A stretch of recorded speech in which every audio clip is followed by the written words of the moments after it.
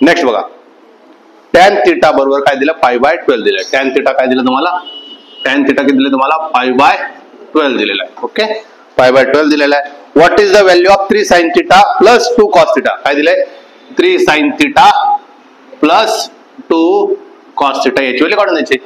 आपल्याला माहिती आहे ना टॅन म्हणजे काय असतो, टॅन म्हणजे काय असतो, अपोजिट अपॉन ऍडजसंट. 5 आणि हा 12 म्हणजेच किती रे, 5चा स्क्वेअर प्लस 12चा स्क्वेअर म्हणजे किती 25 आणि हा किती 144 म्हणजे किती 9 आणि किती झालं 169 म्हणजे किती झाले 13. हे किती झाला 13.